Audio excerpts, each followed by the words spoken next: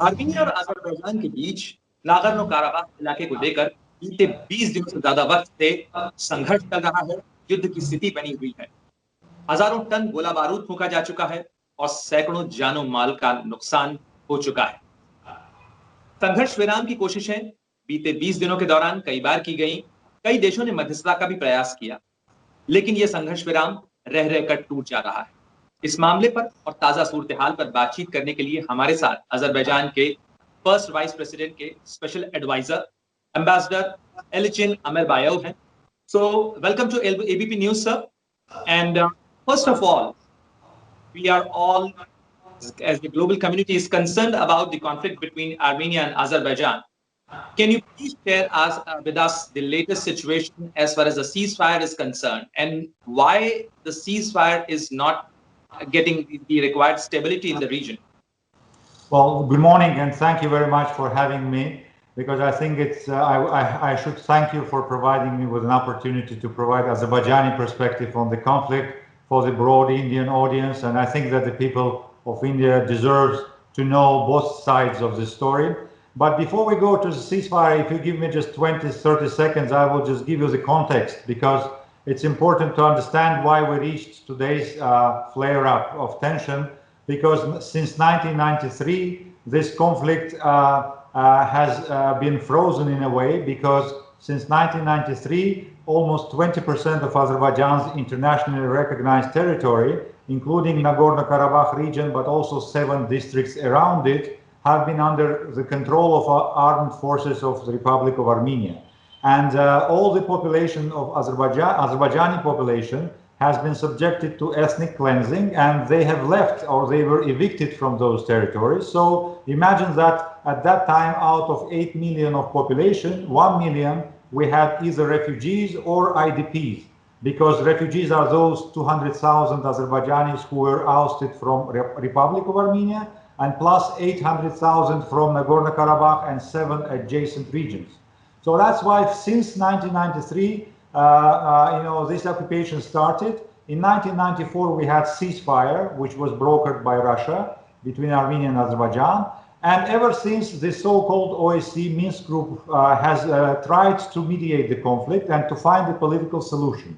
But unfortunately, during all these almost 30 years of mediation, we could not register any tangible progress, because the Armenian side, they had as their major goal to consolidate the status quo on the ground. So they didn't want to change anything that would impact their illegal control of Azerbaijani territories.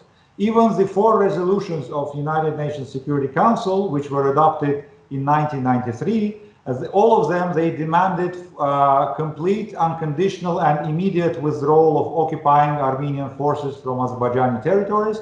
But Armenia paid lip service to that. So basically, those documents are still there, and they are not implemented. And during all these years, the mediators, Russia, United States, and France, have put forward several proposals in order to address this problem, because everyone understood that the status quo is not sustainable. It's very fragile, and it's unacceptable, because it's a status quo created as a result of illegal foreign occupation and ethnic cleansing. That's why they put forward proposals, but they understand and they understood that it's not possible to settle this conflict with a package solution when all issues are resolved immediately. So they opted for a step-by-step approach. Ambassador Amirbayev, how do you respond to the recent situation? There are allegations that the conflict was initiated by the Azerbaijani forces. So what exactly prompted Azerbaijan to go for the military solution to this challenge? Of course, Armenia has unleashed a vast campaign of disinformation. They are using every possible means to put the blame on Azerbaijan. But as I tried to explain to you, there was no reason for us to start it in July, because we are not looking at the Armenian territory as something that we would like to conquer. No, what we seek is to restore our territorial integrity and ensure the implementation of United Nations Security Council resolutions. And on 27th of September, again, they tried to provoke us for a retaliation, and they attacked us on 2 positions in the northern and southern part of the conflict zone. And this time they targeted specifically civilian population and civilian infrastructure. And when we had the first civilian victims, the decision was taken to retaliate because it is not acceptable and we cannot tolerate this any longer. That's why this spiraled and this became an all-out war. But everything what is happening now, sir, is happening in the sovereign territory of Azerbaijan. We have not trespassed the Armenian territory.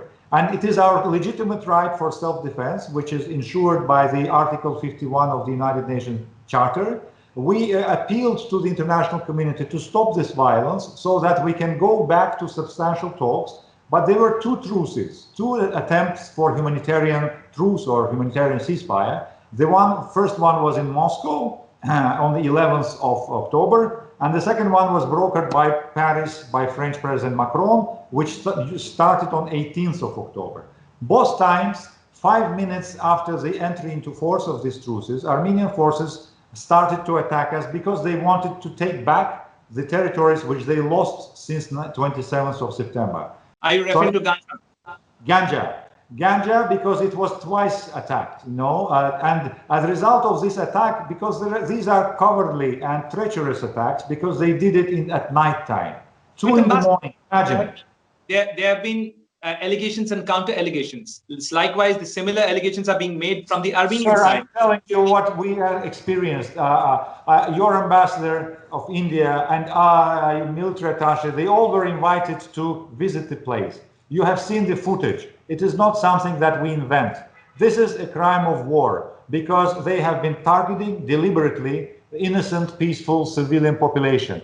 I mean, again, there were some civilian casualties in the city of Hankendi, which they called Stenaparket. But we had also civilian casualties in Terter, Goranboy, Akjabadi, other cities which are in the zone of conflict. That is very regretful, but that could be understood because it's a collateral damage.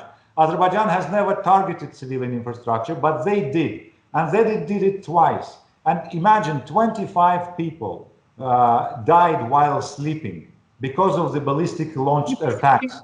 When was the Indian ambassador and the military attaché was taken to, and which area you invited? They were taken to all the places where we had these ballistic missiles, hitting the residential areas. And so basically there were 2 visits by diplomatic corps. Every ambassador and military attaché were invited. So many of them decided to come because it's one thing when officials are saying, it's another thing when you come and see. And they saw the grief of the people who were touched by this. They saw the children who were killed. They they saw how they were buried. They saw how small kids became orphans just in 1 second because there was this treacherous attack. So this should be condemned, sir. This should be condemned by all civilized population of the world because, I mean, this is a war of crime, this is unacceptable, and this is another attempt to intimidate Azerbaijani population, to extend the geography of the conflict, and this is not the way to seek peace. That's why Azerbaijani government made sure that all international organizations, all our partners, all friendly countries are informed about these realities. And I am thankful to you that you provide me with this opportunity to reach out to friendly Indian people, and they should know also Azerbaijani story because the narrative of Armenia, unfortunately, is based on artificial parallels and disinformation. And let me mention one more thing is that they not only targeting in these territories the civilian population, but they have destroyed almost all our cultural heritage, including the graveyards. For the region of Stepanakert in Armenia. So, it's like a collateral damage on the either side when the conflict situation is there. But again, Stenaparket is not the name. It's not Stenaparket. It's called Hankendi. Because Hankendi is an ancient Azerbaijani name of this city, because Stenaparket, it was after the Soviet rule was established in Azerbaijan. And it's the name of one of the thugs, Bolsheviks, who killed Azerbaijani population. So basically, what you say may be true when we are talking about the line of contact and zone of contact. What I'm telling to you, they have been targeting cities far away from the zone of contact to intimidate. They even launched that no shelling from the Azerbaijani force has hit the civilian area of Armenia. This is what you can claim? No, I'm telling you that, in that city of Hankendi, there were some military objectives the artillery units, the multiple rocket launchers from which, our civilian population was attacked. So as someone who is waging war, it is, of course, our duty to neutralize those, military objectives. But when you do that, of course, there is a collateral damage because all those weapons, they are not that precise.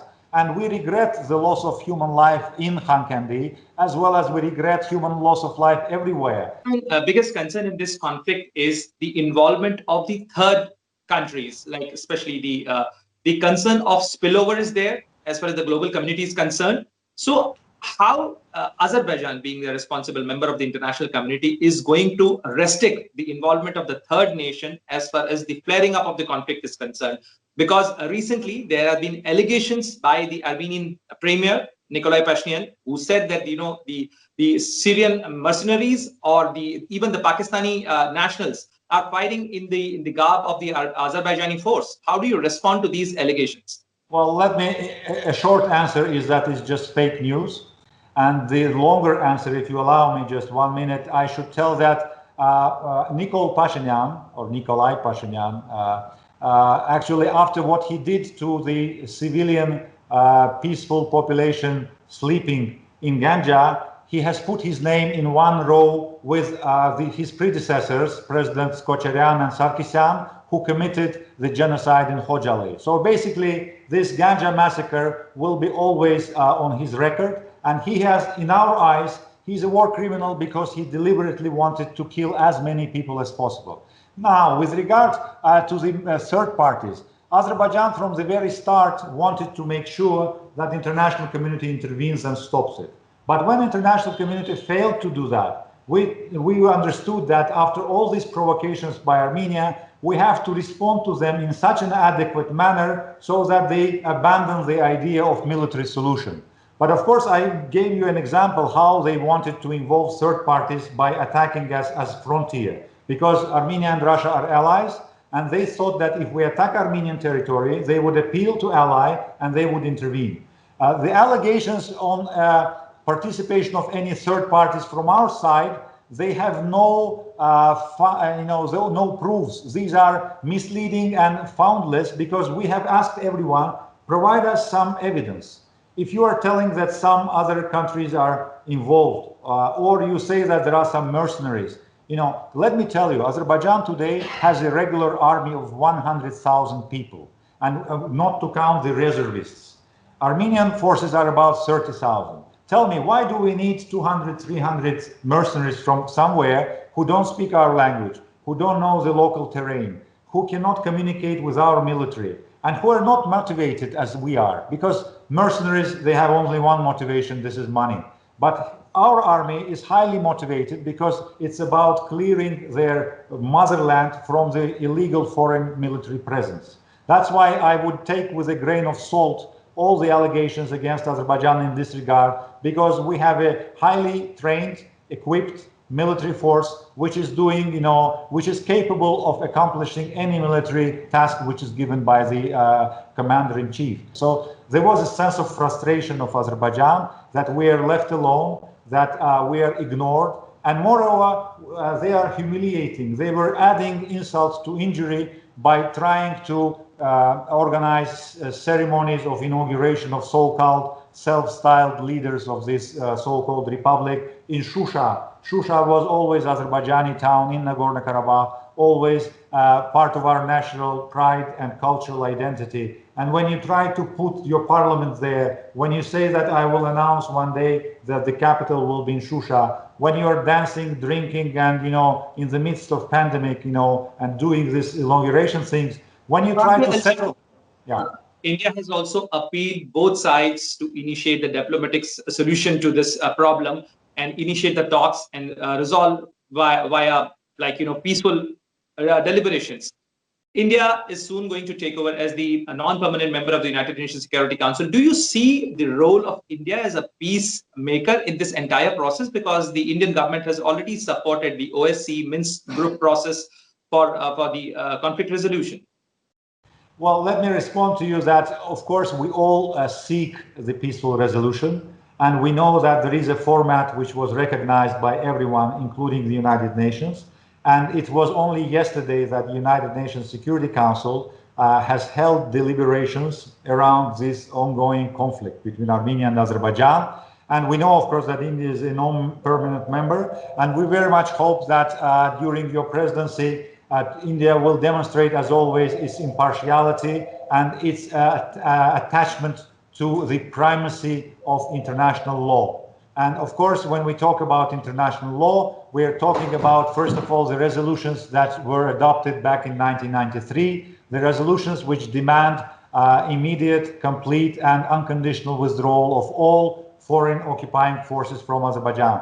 And of course, we do hope that by that time, because your presidency will be in 10 days' time, so I hope that even before that, we will be able to come up to some mutually acceptable, agreement to observe the humanitarian truce, because it's essential for the parties to be able to exchange corpses of the dead, POWs, the detained persons. So we actually proceeded from that understanding when we gave our okay to go to Moscow and then to agree to this French brokered truce. But unfortunately, 2, 3, 5 minutes after it enters into force, Armenia restarts because they want to regain back those lost territories. Pashinyan understands that when Armenian people will realize that he has lost the battle, it will be over. His power will be finished. So that's why he gives his okay, because he cannot refuse. But then, as a matter of fact, he orders his people, military, to target Azerbaijani civilian infrastructure. They also wanted to destroy our hydroelectric power station in the city of Mingachevir, which is 100 kilometers away, because they are hopeless and they are very vulnerable, and they are on a defeating march on the ground. So they want to recompensate that by rendering huge human losses to innocent civilian population. So this should be condemned. And I think one of the reasons why Armenia is doing all that is because of impunity. Impunity is the biggest inducement to continue to do wrong. Because when they are not condemned, they think that they can allow this permissiveness. And they have been doing it for years. That's why we hope that the United Nations Security Council will be able to stop Armenian government for prolonging this massacre, because we want to stop the armed phase of the confrontation. We want to talk, but we don't want imitation of talks, sir. Thank you very much for sharing the time and thought and your perspective with ABP News. Thank you very much, Ambassador Alechner. ABP News, आपको रखे आगे।